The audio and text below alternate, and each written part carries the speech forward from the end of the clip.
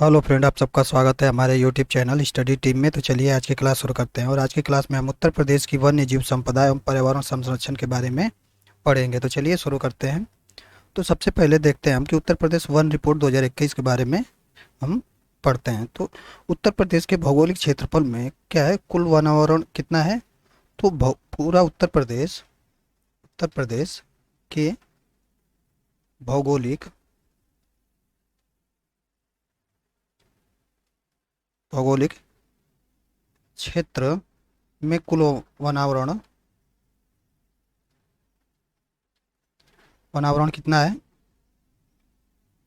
तो ये है 14,817.89 वर्ग किमी है।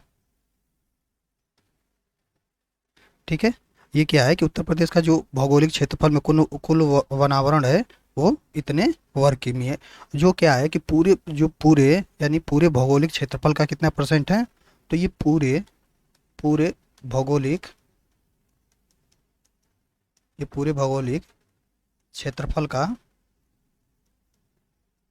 कितना परसेंट है। तो ये 6.15% है। ठीक है। ये पूरे भौगोलिक क्षेत्रफल का 6.15% है। पढ़ते हैं कि उत्तर प्रदेश के शीर्ष 3 वनावरण वाले जिले कौन कौन से हैं। क्षेत्रफल की दृष्टि से उत्तर प्रदेश के शीर्ष 3 वनावरण वाले जिले कौन कौन से हैं। तो पहला तो है सोनभद्र। क्षेत्रफल की दृष्टि से क्या है, सर्वाधिक वनावरण वाला जिला कौन सा है। तो सोनभद्र है। ठीक है।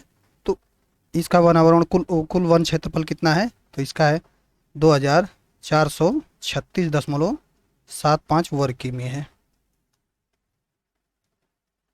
ठीक है। किसका, सोनभद्र का।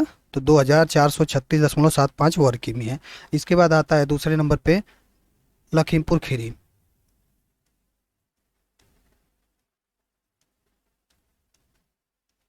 इसका कितना है। तो इसका है 1272 1272.56 वर्ग किमी। तीसरे नंबर पे आता है मिर्जापुर। इसका कितना है। तो इसका है 746.11 वर्ग किमी है। 746.11 वर्ग किमी। ये सब क्या है, ये सब उत्तर प्रदेश के शीर्ष 3 वनावरण वाले जिले हैं। ठीक है। क्षेत्रफल की दृष्टि से ये शीर्ष 3 वनावरण वाले जिले हैं उत्तर प्रदेश के। ठीक है। अब देखते हैं कि न्यूनतम 3 वनावरण वाले जिले कौन कौन से हैं क्षेत्रफल की दृष्टि से। तो पहला है भदोही। भदोही क्या है, ये क्षेत्रफल की दृष्टि से क्या है, न्यूनतम वनावरण वाला जिला है। यहाँ कितना है। तो यहाँ है 3.71 वर्ग किमी है। भदोही के बाद आता है मऊ। मऊ में कितना है। तो मऊ में 11.00 वर्ग किमी है। मऊ के बाद आता है मैनपुरी। मैनपुरी में कितना है। तो मैनपुरी में 13.64 वर्ग किमी है। ये हैं हमारे उत्तर प्रदेश के न्यूनतम 3 वनावरण वाले जिले क्षेत्रफल की दृष्टि से। ठीक है। आगे बढ़ते हैं और आगे हम देखते हैं कि प्रतिशत के परसेंटेज में उत्तर प्रदेश के शीर्ष 3 वनावरण वाले जिले कौन कौन से हैं परसेंटेज के हिसाब से। तो सबसे ज़्यादा वनावरण किस जिले में है उत्तर प्रदेश में। तो सबसे ज़्यादा है सोनभद्र में। कितना परसेंट है। तो ये 35.29% है। फिर उसके बाद आता है चंदौली। चंदौली में कितना परसेंट है। तो चंदौली में है 21.78%। ठीक है। चंदौली के बाद आता है चित्रकूट। यहाँ पे कितना है। तो यहाँ पे है 19.64% है। ये हैं उत्तर प्रदेश के 3 शीर्ष वनावरण वाले जिले किस हिसाब से। तो प्रतिशत के हिसाब से। ठीक है। अब देखते हैं कि न्यूनतम 3 वनावरण वाले जिले कौन कौन से हैं परसेंटेज के हिसाब से, प्रतिशत के हिसाब से। तो सबसे न्यूनतम कौन सा है। तो न्यूनतम है सबसे भदोही। भदोही में कितना परसेंट है वनावरण। तो ये है 0.37%। ठीक है। भदोही के बाद आता है मैनपुरी। मैनपुरी में कितना है? मैनपुरी में है 0.49%। मैनपुरी के बाद आता है देवरिया। देवरिया में कितना है? तो ये 0.60%। ये क्या है? ये उत्तर प्रदेश के 3 न्यूनतम वनावरण वाले जिले हैं प्रतिशत के में।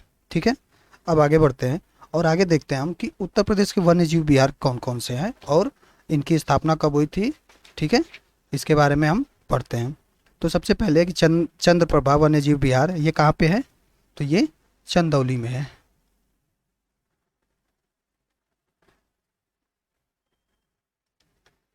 कहाँ पे है? ये चंदौली में है। और इसकी स्थापना कब हुई थी? तो इसकी स्थापना हुई थी 1957 में। ठीक है, इसकी स्थापना कब हुई थी? तो इसकी स्थापना 1957 में हुई थी। आगे अगला है किशनपुर वन्यजीव विहार। किशनपुर वन्यजीव विहार ये कहाँ पे है? तो ये लखीमपुर खीरी में है। लखीमपुर खीरी में है। इसकी स्थापना कब हुई थी? तो इसकी स्थापना हुई थी 1972 में। ठीक है, इसकी स्थापना कब हुई थी? तो ये 1972 में स्थापना हुई थी। कतरनिया घाट वन्य जीव विहार कहाँ पे है? कतरनिया घाट वन्य जीव विहार है हमारा बहराइच में। बहराइच में है। इसकी स्थापना कब हुई थी? तो इसकी स्थापना 1976 में हुई थी। ठीक है, इसकी स्थापना कब हुई थी? तो 1976 में। अगला है महावीर स्वामी वन्यजीव विहार। ये कहाँ पे है? महावीर स्वामी वन्यजीव विहार ये कहाँ पे है? तो ये है ललितपुर में। ये ललितपुर में है। इसकी स्थापना कब हुई थी? तो इसकी स्थापना हुई थी 1977 में। ठीक है, और ये क्या है? ये सबसे छोटा वन्यजीव विहार है। उत्तर प्रदेश का सबसे छोटा वन्यजीव विहार है। सबसे छोटा क्या है? सबसे छोटा ये वन्यजीव विहार है। ठीक है, अगला है रानीपुर वन्यजीव विहार। रानीपुर वन्यजीव विहार कहाँ पे है? तो रानीपुर वन्यजीव विहार है ये बांदा में है।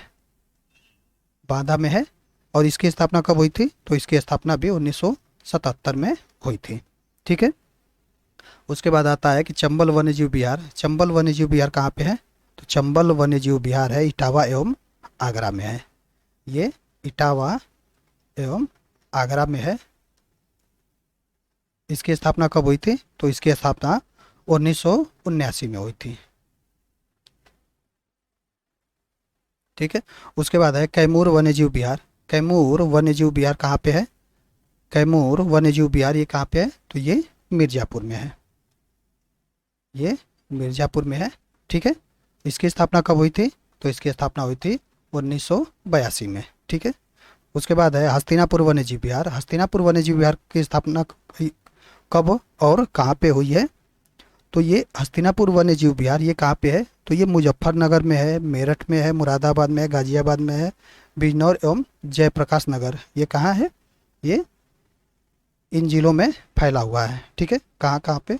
तो मुजफ्फरपुर सॉरी मुजफ्फरनगर,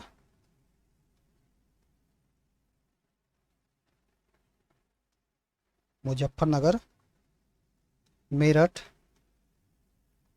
मुरादाबाद,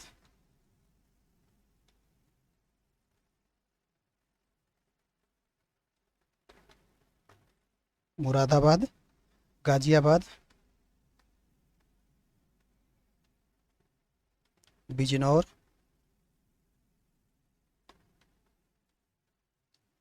थी। तो इसकी स्थापना 1986 में हुई थी। ठीक है, उसके बाद आता है उसके बाद है सोहागी बरबा वन्यजीव विहार। सोहागी बरबा वन्यजीव विहार ये कहाँ पे है? तो ये महाराजगंज में है।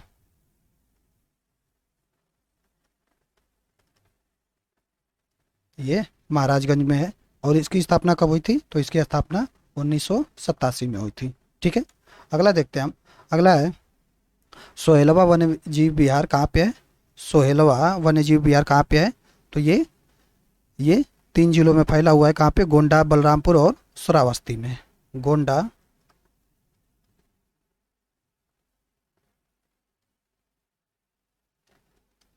बलरामपुर और श्रावस्ती में।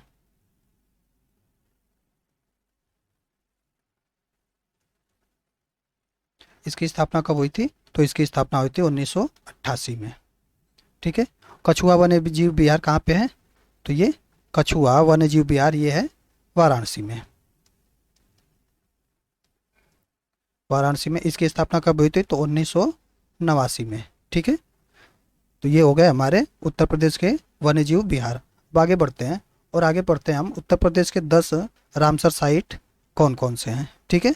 और इनकी स्थापना कब हुई थी, कब ये रामसर साइट बने थे ठीक है।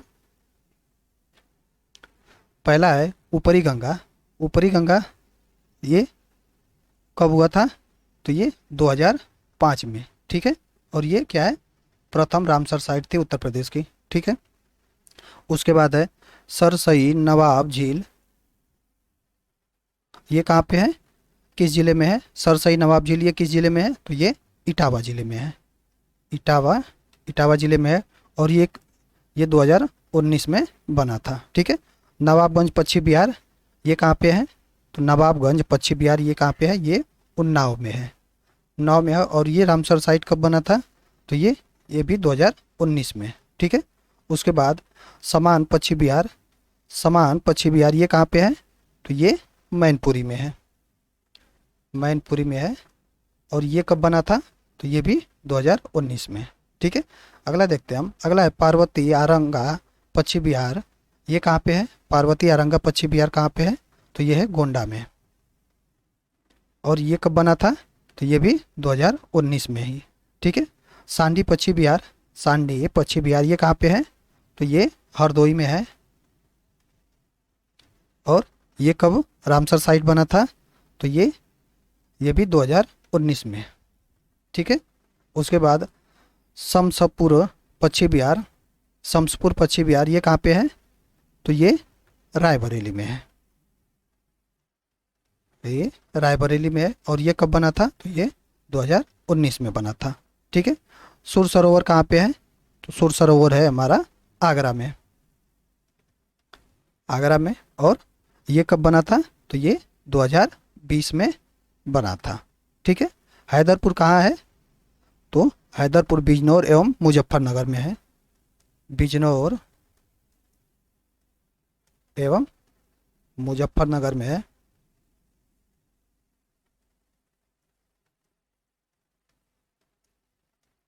और ये कब बना था? तो ये 2021 में बना था। ठीक है।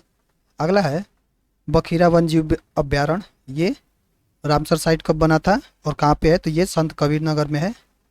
संत कबीर नगर में है। और ये कब बना था? तो ये 2022 में है। ठीक है। ये हो गया हमारा उत्तर प्रदेश के 10 रामसर साइट के बारे में हमने पढ़ लिया। अब आगे बढ़ते हैं।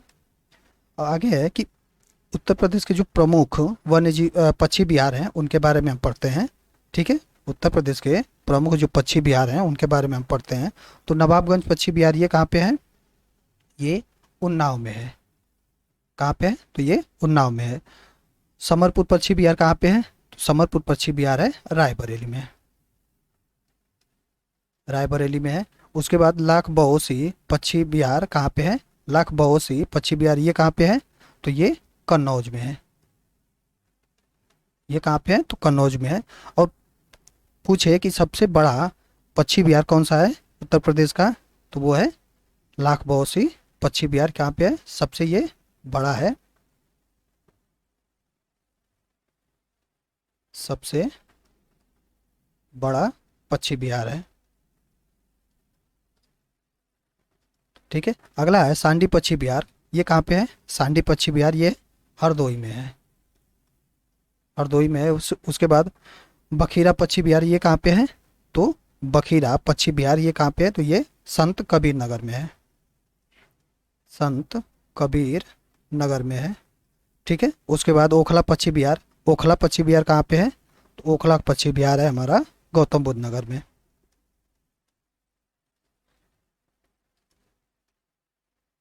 गौतम बुद्ध नगर में है। उसके बाद समान पक्षी विहार। समान पक्षी विहार कहाँ पे है? तो ये मैनपुरी में है। समान पक्षी विहार कहाँ पे है? तो ये मैनपुरी में है। अगला है पार्वती पक्षी विहार। पार्वती पश्चिम बिहार कहाँ पे है? पार्वती पार्वती पश्चिम बिहार ये कहाँ पे है? तो ये गोंडा में है, गोंडा में है। विजय सागर पश्चिम बिहार कहाँ पे है? विजय सागर पश्चिम बिहार ये कहाँ पे है? तो ये महोबा में है, महोबा में है। पटना पश्चिम बिहार कहाँ पे है? पटना पश्चिम बिहार कहाँ पे है? तो ये पटना पश्चिम बिहार एटा में है, ठीक है। सुर सरोवर पश्चिम बिहार कहाँ पे है? तो सुर सरोवर पश्चिम बिहार है आगरा एवं इटावा में है, आगरा एवं इटावा, ठीक है। ये कहाँ पे है? तो आगरा एवं इटावा में है। जयप्रकाश नारायण पश्चिम बिहार कहाँ पे है? जयप्रकाश नारायण पश्चिम बिहार कहाँ पे है? तो ये बलिया में है, ठीक है। ये बलिया में है और इसे ही हम क्या कहते हैं? इसे हम सुराह ताल कहते हैं, सुराह ताल इसे हम कहते हैं, ठीक है। डॉक्टर भीमराव अंबेडकर पश्चिम बिहार ये कहाँ पे है? डॉक्टर भीमराव अंबेडकर पश्चिम बिहार ये कहाँ पे है? तो ये प्रतापगढ़ में है, ये कहाँ पे है? तो ये प्रतापगढ़ में है, ठीक है। शेख अली पश्चिम बिहार कहाँ पे है? शेख अली पश्चिम बिहार ये कहाँ पे है? तो ये अलीगढ़ में है, अलीगढ़ में है। और बात करें सबसे छोटा पश्चिम बिहार कौन सा है? तो ये शेख अली पश्चिम बिहार क्या है? सबसे सबसे छोटा पश्चिम बिहार है, ठीक है। तो ये हो गया प्रमुख जो पश्चिम बिहार हैं उत्तर प्रदेश के, उनके बारे में हमने पढ़ा, ठीक है। अब आगे बढ़ते हैं, आगे देखते हैं उत्तर प्रदेश प्रदेश में स्थित प्रमुख झील एवं ताल, ठीक है। उत्तर प्रदेश में प्रमुख झील एवं ताल कौन कौन से हैं उनके बारे में पढ़ते हैं और जानते हैं कि वो कहाँ पे स्थित हैं, ठीक है। तो शुक्रताल कहाँ पे है? शुक्रताल ये मुजफ्फरनगर में है, मुजफ्फरनगर में है, ठीक है। रामताल कहाँ पे है? तो रामताल मेरठ में है, रामताल मेरठ में है। करेला ताल, करेला कहाँ है? करेला है लखनऊ में, करेला कहाँ पे है? लखनऊ में है। बेती बेती नैया ये कहाँ पे है? बेती नैया ये प्रतापगढ़ में है,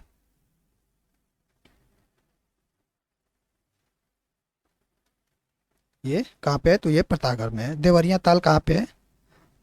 देवरिया ताल है कन्नौज में, ये कहाँ पे है? ये कन्नौज में है। बड़ा ताल जिसे हम गोखुर कहते हैं, बड़ा ताल जिसे हम गोखुर कहते हैं वो कहाँ पे है? तो ये शाहजहांपुर में है,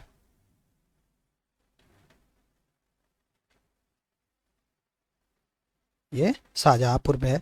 सागर ताल कहाँ पे है? सागर ताल बदायूं में है, सागर ताल बदायूं में है, ठीक है। आगे देखते हैं हम, आगे बल्हापार ताल कहाँ पे है? बल्हापार ताल ये कानपुर में है,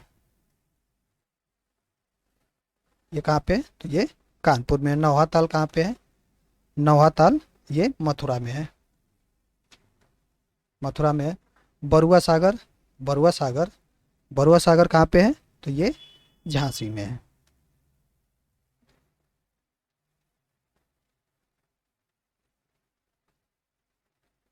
गोविंद बल्लभ पंत सागर ये कहाँ पे है?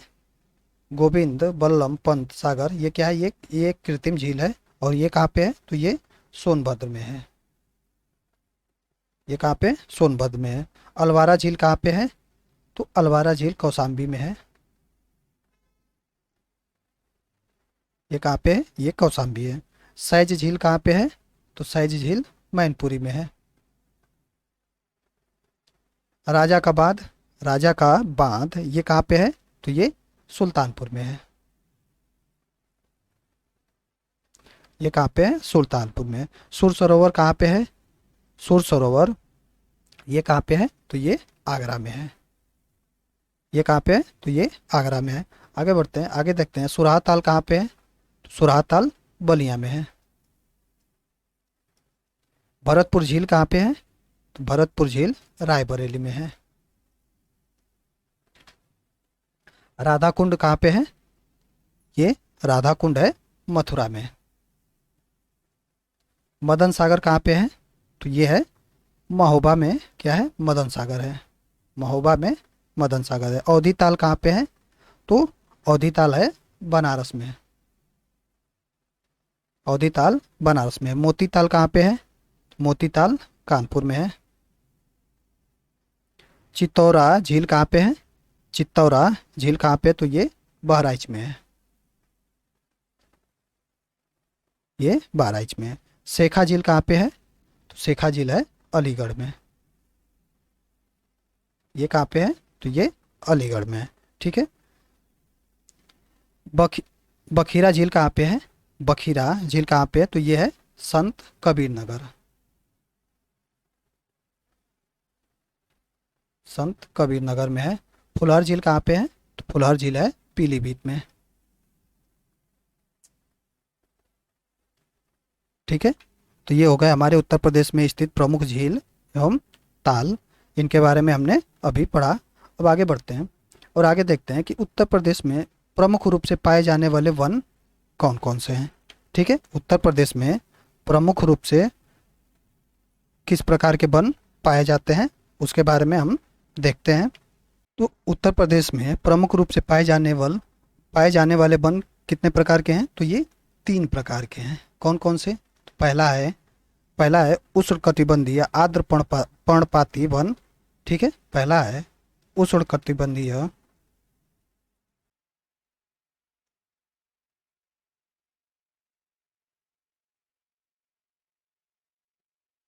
उष्णकटिबंधीय आर्द्र पर्णपाती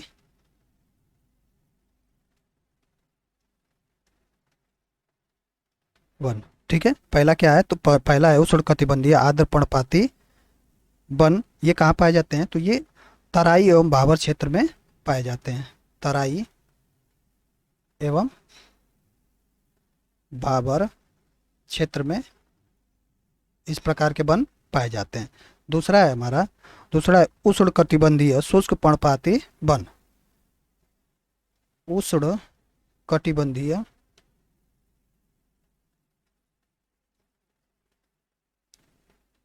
शुष्क पर्णपाती वन। ये कहाँ पाए जाते हैं? तो ये पूर्व पूर्व मध्य एवं पश्चिमी भाग में पाए जाते हैं।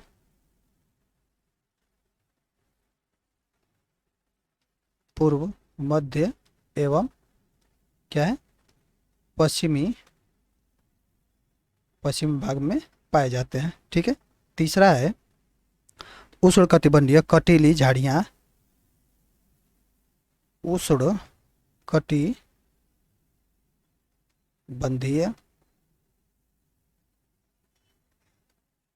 कटीली झाड़ियाँ।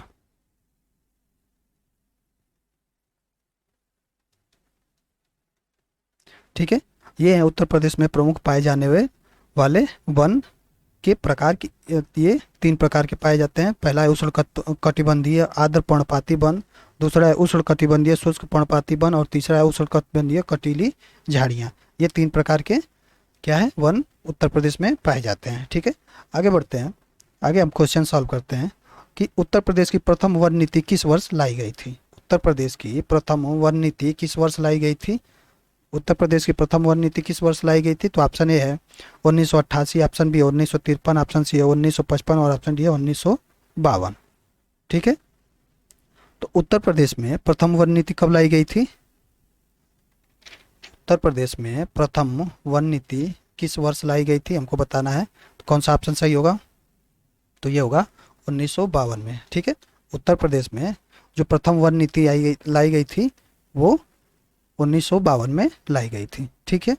बात करें द्वितीय वन नीति की तो द्वितीय वन नीति कब लाई गई थी? तो ये लाई गई थी 1988 में। द्वितीय वन नीति 1988 में लाई गई थी। ठीक है। बात करते हैं कि भारत की प्रथम वन नीति कब पारित की गई थी? भारत की प्रथम वन नीति तो ये कब? तो ये 1894 में। ठीक है। चलिए आगे देखते हैं। आगे है राष्ट्रीय वन नीति 1988 के अनुसार कुल भूभाग के कितने प्रतिशत क्षेत्र पर वनाच्छादन अनिवार्य है? ठीक है। राष्ट्रीय वन नीति 1988 के अनुसार कुल भूभाग के कितने प्रतिशत क्षेत्र पर वनाच्छादन अनिवार्य है? तो ऑप्शन ए 44, ऑप्शन बी है 55, ऑप्शन सी है 33 और ऑप्शन डी है 22। ठीक है, तो राष्ट्रीय वन नीति 1988 के अनुसार कुल भूभाग के कितने प्रतिशत क्षेत्र पर वनाच्छादन अनिवार्य है? तो कितने परसेंट क्षेत्र पर वनाच्छादन अनिवार्य है? तो ये है 33%। ठीक है, ऑप्शन नंबर सी सही होगा। अगला है, सहभागी वन प्रबंधन अभियान के तहत उत्तर प्रदेश के किस जिले के ग्राम को प्रदेश का पहला ग्राम वन घोषित किया गया था? ठीक है, सहभागी वन प्रबंधन अधिनियम के तहत उत्तर प्रदेश के किस जिले के ग्राम को प्रदेश का पहला ग्राम वन घोषित किया गया था? हमको बताना है। तो ऑप्शन है मिर्जापुर, ऑप्शन बी है सोनभद्र, ऑप्शन सी है पीलीभीत और ऑप्शन डी है गाजियाबाद। तो सहभागी वन प्रबंधन अभियान के तहत उत्तर प्रदेश के किस जिले के ग्राम को प्रदेश का पहला ग्राम वन घोषित किया गया था? तो वो है सोनभद्र जिले के कौन सा ग्राम था? तो वो ग्राम बेलाथी है। ठीक है, कौन सा? तो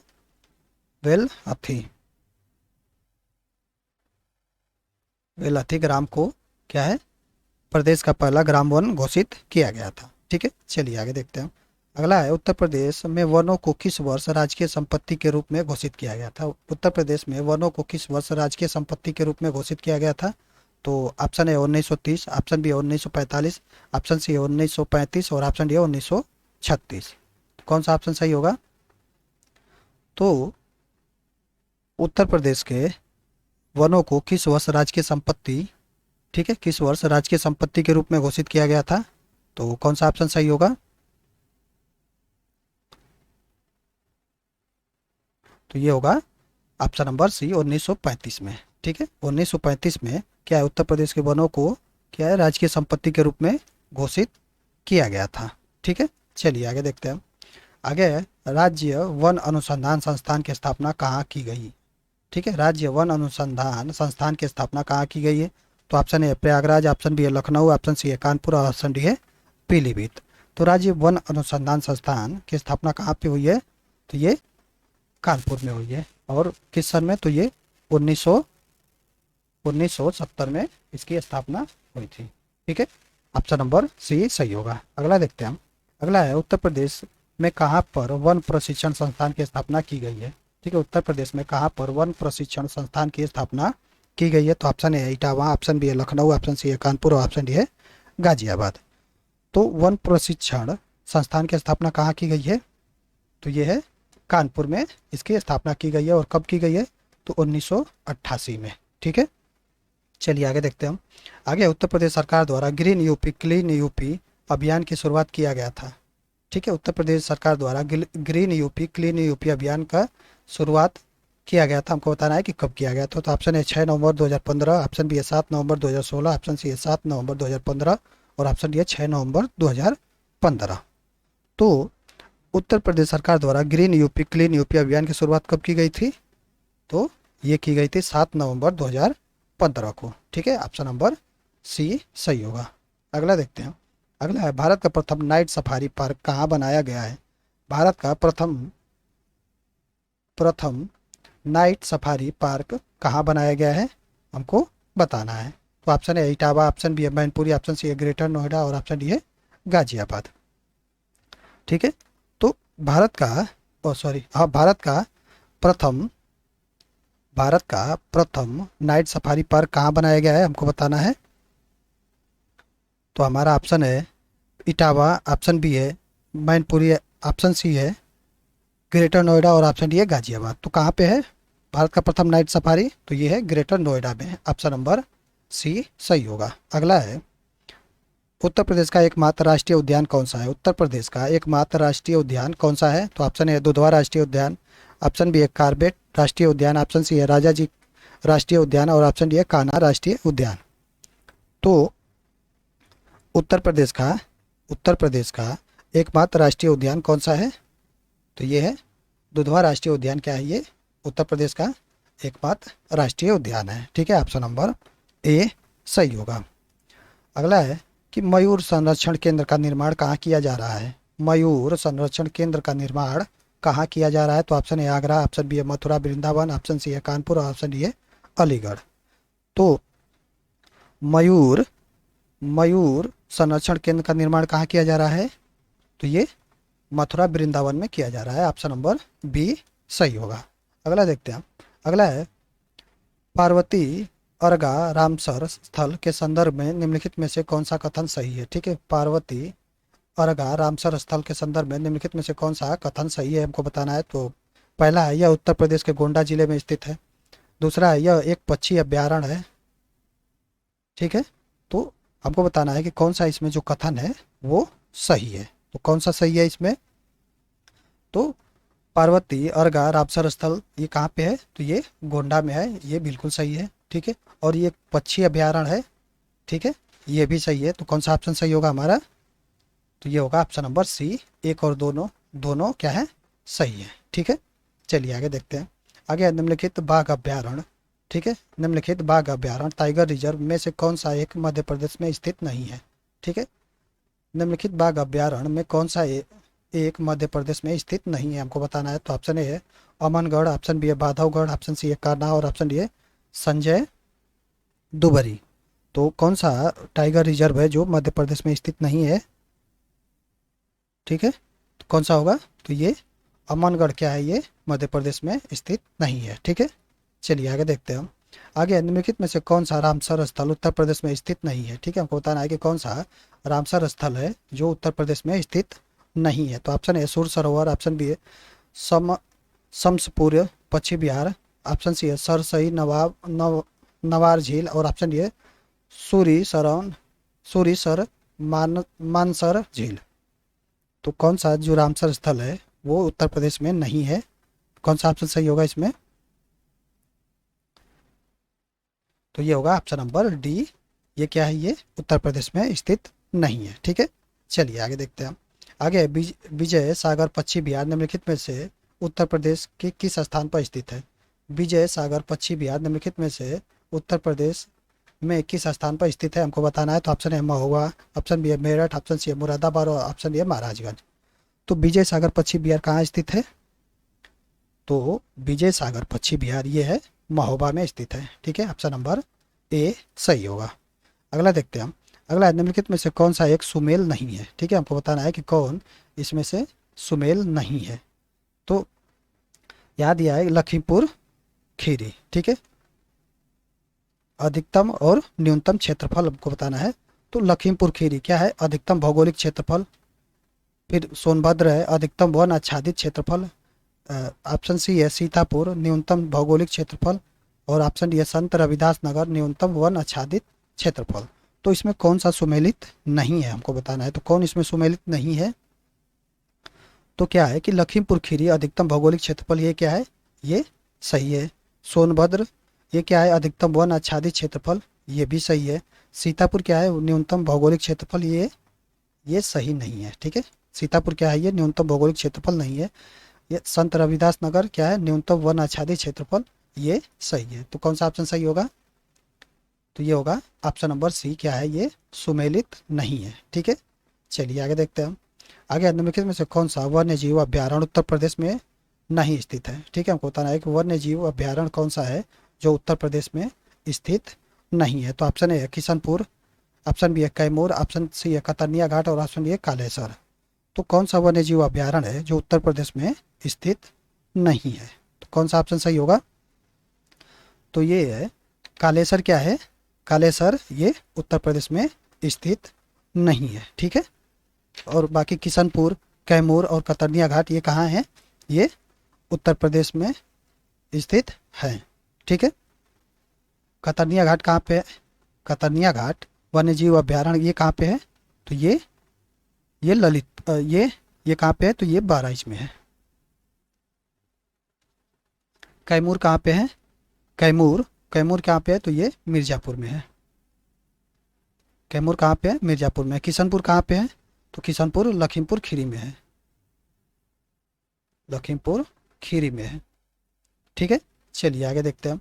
आगे है उत्तर प्रदेश में अमनगढ़ टाइगर रिजर्व निम्नलिखित में से किस टाइगर रिजर्व का हिस्सा है। उत्तर प्रदेश में अमनगढ़ टाइगर रिजर्व निम्नलिखित में से किस टाइगर रिजर्व का हिस्सा है।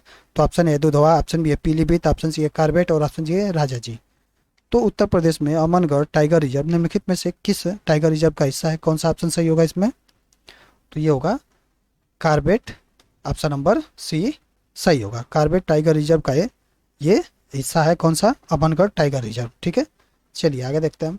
आगे है उत्तर प्रदेश का सबसे बड़ा वन्यजीव विहार। उत्तर प्रदेश का सबसे बड़ा वन्यजीव विहार कौन सा है, तो option A Chandraprabha, option B है किशनपुर, ऑप्शन सी है हस्तिनापुर और ऑप्शन डी है रानीपुर।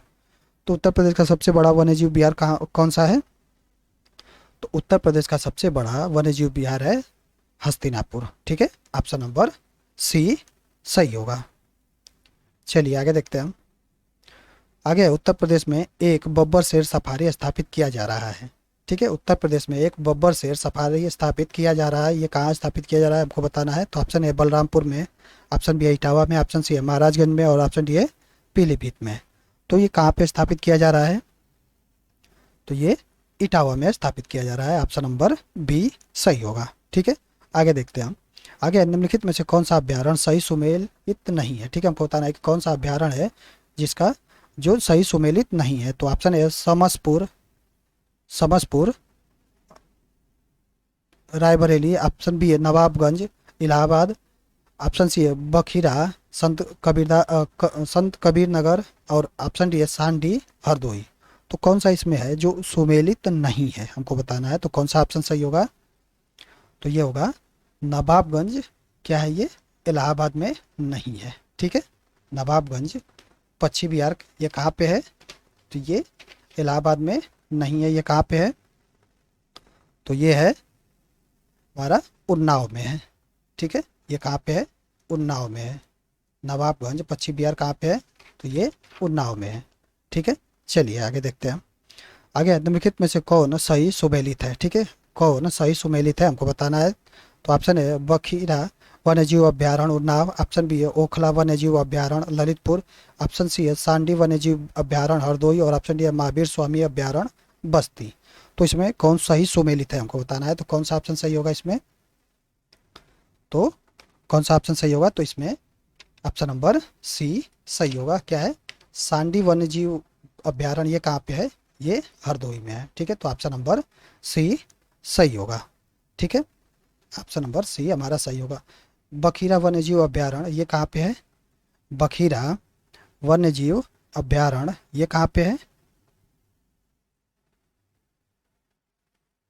तो ये है, ये कहाँ पे है, तो ये उन्नाव में नहीं है। ये कहाँ पे है, तो ये संत कबीर नगर में है। ठीक है, ओखला वन्यजीव अभ्यारण्य ये कहाँ पे है, ओखला वन्यजीव अभ्यारण्य ये कहाँ पे है, तो ये है गौतम बुद्ध नगर में।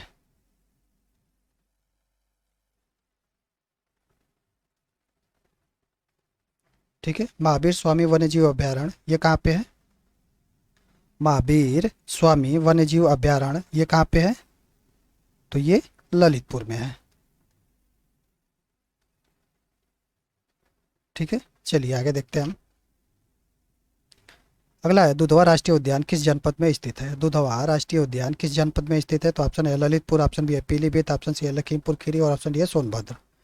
तो दुधवा राष्ट्रीय उद्यान किस जनपद में स्थित है, तो ये है लखीमपुर खीरी में। ठीक है, ऑप्शन नंबर सी सही होगा।